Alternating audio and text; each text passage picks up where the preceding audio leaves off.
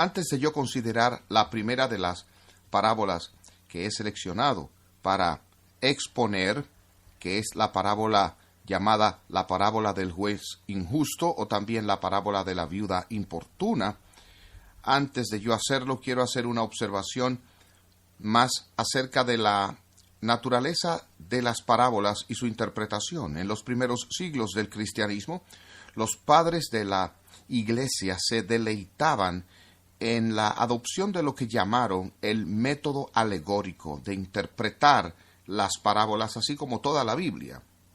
Y en ese método de interpretación trataron de encontrar algún significado oculto en cada elemento de la parábola. Tal y como pensamos en la alegoría del progreso del peregrino, cada persona que él conoce en el camino tiene un importante representante de un tipo de persona que nos encontramos, y así sucesivamente. Así que los padres de la Iglesia intentaron interpretar las parábolas de esa manera. Sin embargo, desde entonces, y casi universalmente aceptado, es que en su mayor parte, no en cada caso, pero en gran parte el significado de la parábola está en un punto decisivo central. Ahora, hay algunas parábolas que podrían tener 2 puntos importantes o incluso 3 en términos de su complejidad, pero no deben ser tratadas como alegorías donde tratamos de encontrar algún significado oculto de cada elemento en ella. Cuando hacemos eso, tropezamos con todo tipo de tonterías realmente. Y la pregunta que tenemos y el problema que tratamos de desentrañar es descubrir el sencillo punto central importante de la parábola. Habiendo dicho esto, veamos ahora la parábola del juez injusto. La encontramos en Lucas capítulo 18, y antes de yo comentar esto, voy a leérsela en su totalidad. Lucas 18, comenzando en el versículo 1. También les refirió Jesús una parábola sobre la necesidad de orar siempre y no desmayar, diciendo: había una ciudad, allí un juez que ni temía a Dios ni respetaba al hombre. Había también en aquella ciudad una viuda, la cual venía a él diciendo: hazme justicia de mi adversario. Y él no quiso por algún tiempo, pero después de esto dijo dentro de sí: aunque ni temo a Dios ni tengo respeto a hombre, sin embargo, porque esta viuda me es molesta, le haré justicia, no sea que viniendo de continuo me agote la paciencia. Y dijo el Señor: oíd lo que dijo el juez injusto. ¿Y acaso Dios no hará justicia a sus escogidos que claman a Él día y noche? ¿Se tardará en responderles?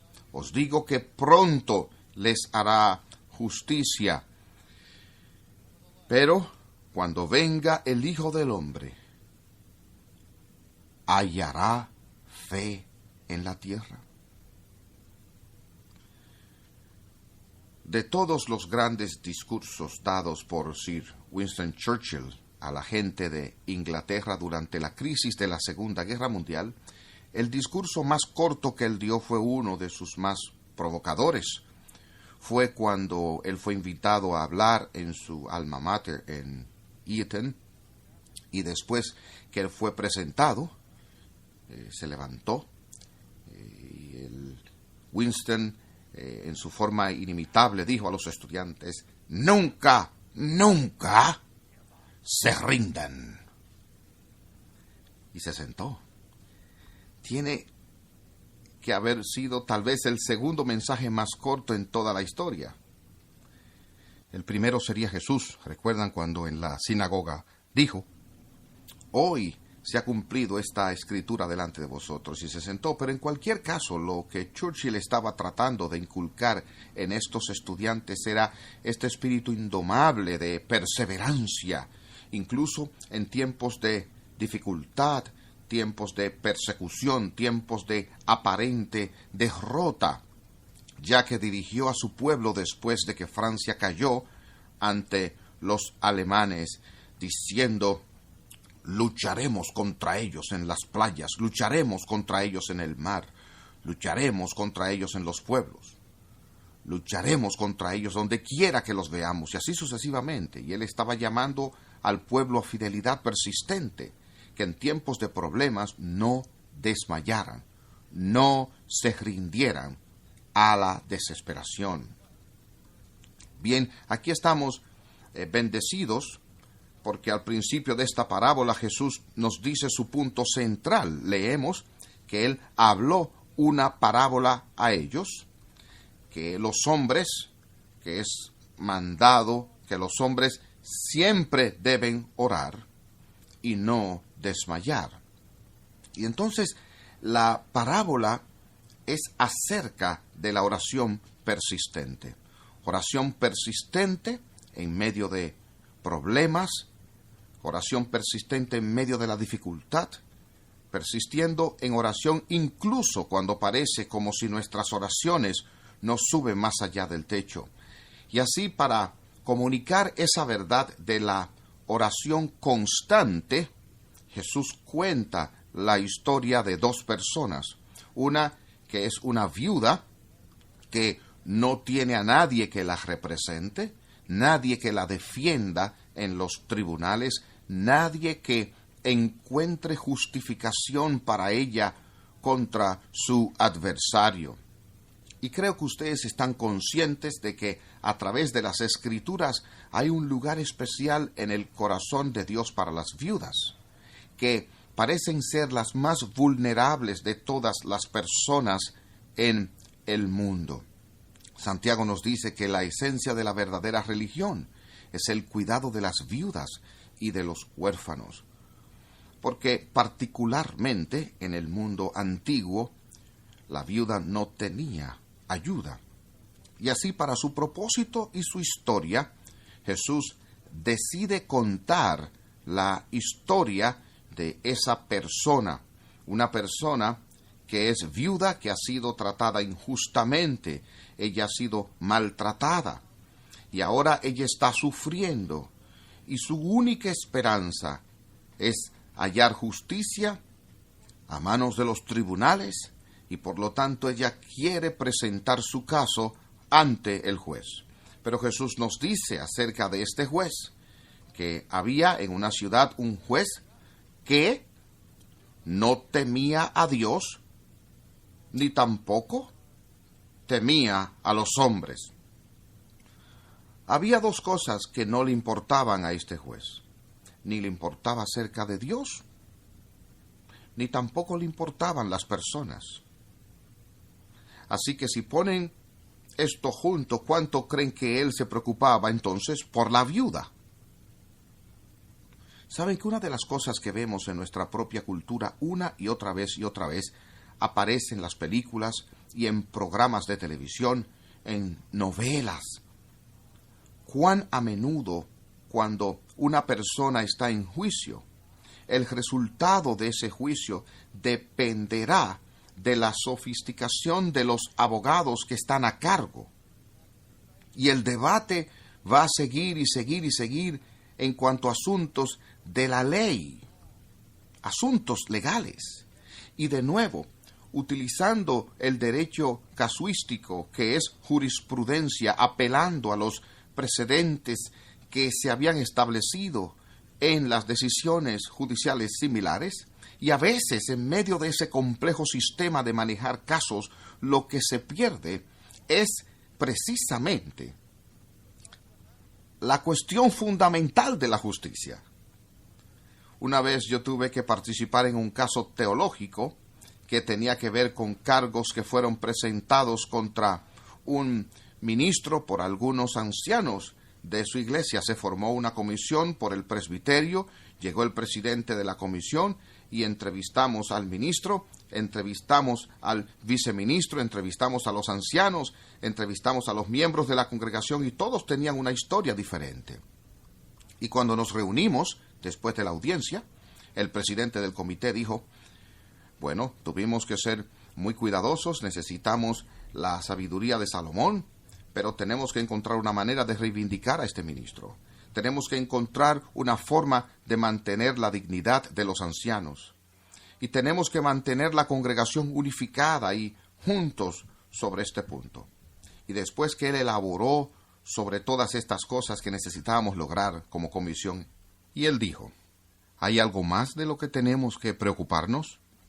Y yo levanté la mano y dijo: ¿qué es? Le dije: y de la justicia. Lo que tenemos que hacer aquí es discernir quién tiene la culpa, y no solo suponer que todo el mundo es culpable por igual. Y tenemos que lidiar con eso, pero nadie quiere lidiar con eso. Y me temo que hemos llegado a ese punto tan a menudo en nuestra cultura, donde tenemos jueces que realmente no se preocupan por la justicia y que no se preocupan por Dios. Y tampoco les importa a la gente. Lo que les importa es su propia oficina, su propio prestigio, su propia seguridad en el trabajo. Ese es el tipo de hombre que Jesús describe aquí, que está sentado allí en el estrado, que se supone que traerá justicia a esta pobre viuda que no tiene a nadie, que manejará su caso y por ella vino. Y entonces le pidió al juez que oyera su caso. Y con el viento aquí van 16 capítulos de Lucas. Ella dijo: por favor, hágame justicia con mi adversario. Y él no lo hacía. Dijo Jesús: durante un tiempo. La primera vez que ella se lo pidió, él la ignoró. ¿Quién eres? ¿Qué haces aquí? Largo de aquí. No me hagas perder el tiempo. No me puedes importar menos tu problema, tu situación. Lárgate, mujer. Me molestas.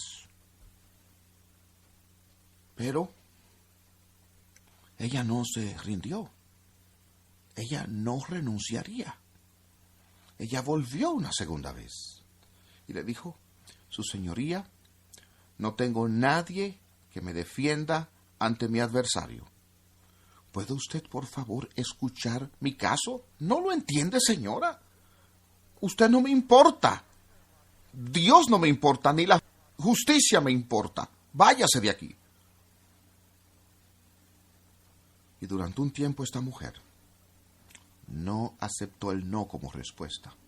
Y después, dentro de sí mismo, dijo el juez: aunque no temo a Dios, ni me importan los hombres, porque esta mujer me molesta, le haré justicia. Por temor a que su venida continua me canse.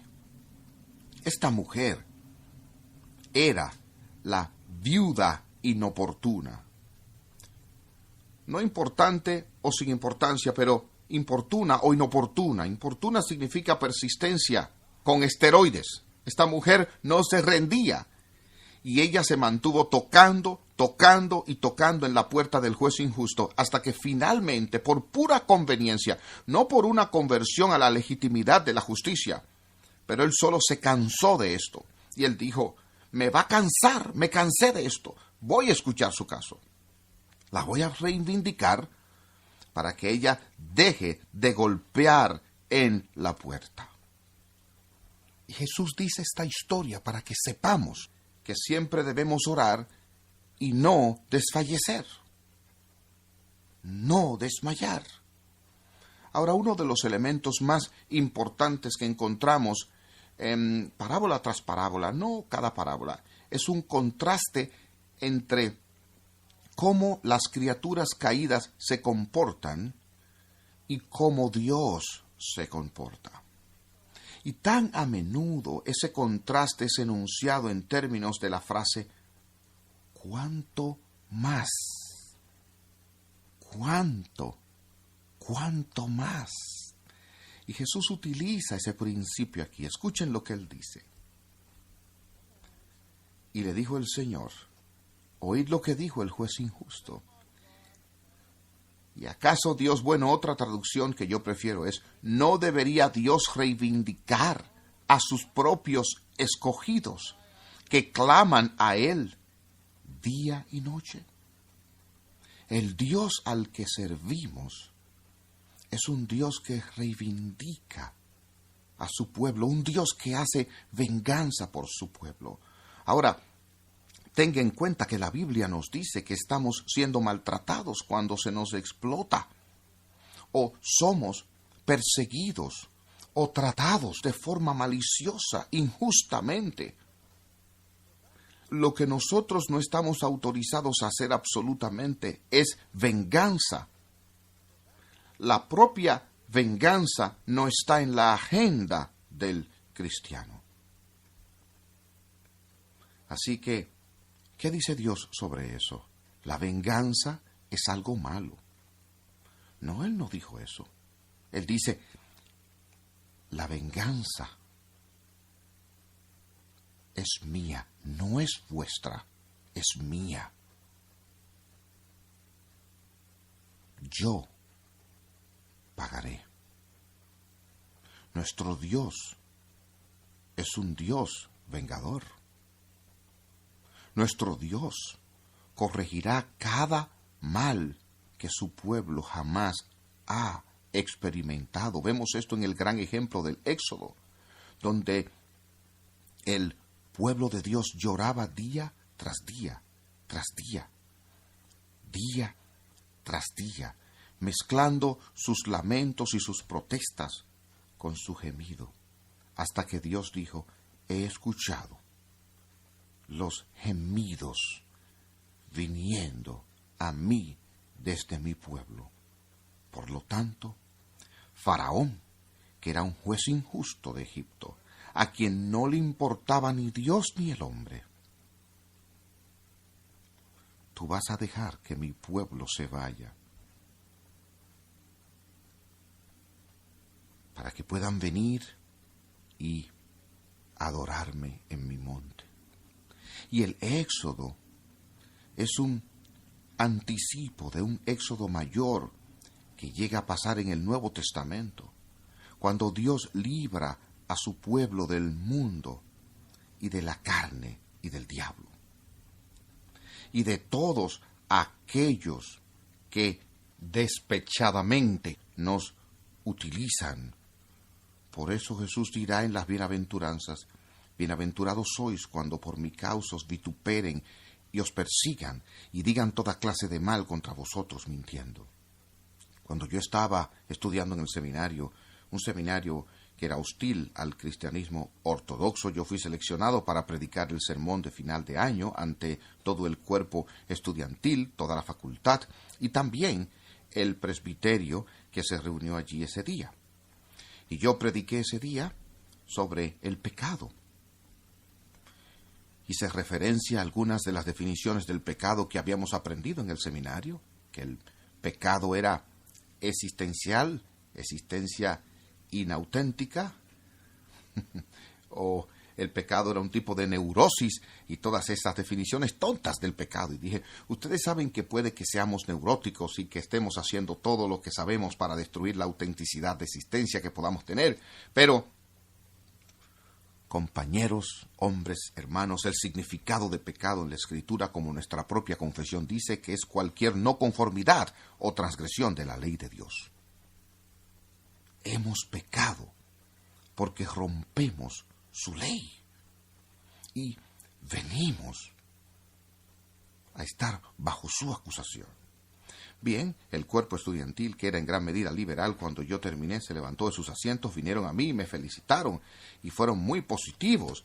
Y yo me fui hacia la parte atrás de la iglesia y el decano de la institución viene a mí, airado, tan molesto, me lanza contra la pared y literalmente me dice: tú distorsionaste las escrituras que conoces y todo ese tipo de cosas. Y yo, wow, yo hice eso, así que me fui arriba directamente a la oficina del doctor Gerstner, que era mi mentor, y le dije: distorsioné yo la verdad de Dios.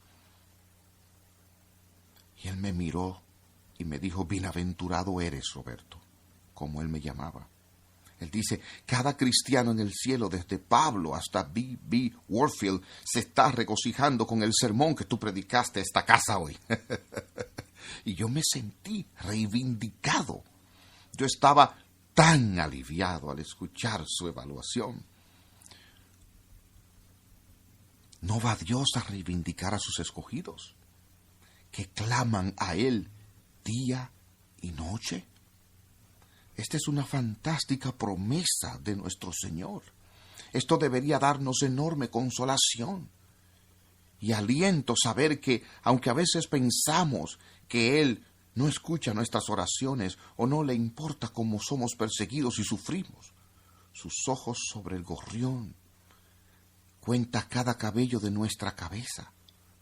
Y Él ha prometido reivindicar a su pueblo, que como esta desamparada, importuna viuda claman a Él día y noche, y así no debemos desfallecer, no debemos perder la fe, como si sirviéramos a un Dios que no nos escucha y que no le importa. Y así Jesús termina la parábola de esta manera: te digo que Él os vengará y reivindicará rápidamente. Sin embargo, extraño final de la parábola. Sin embargo, Jesús dijo: cuando el Hijo del Hombre venga, ¿encontrará Él fe sobre la tierra? ¿Encontrará fe en su iglesia? ¿O se desintegrará todo en incredulidad porque la gente ha dejado de orar y en medio de la adversidad han desmayado? Esa es una pregunta que nuestro Señor hace. Obviamente sabía la respuesta a esa pregunta. Él sabe cuando regrese que Él encontrará fe sobre la tierra, no porque somos tan fieles, sino porque Él es fiel para mantener y guardar a aquellos a quienes el Padre le ha dado.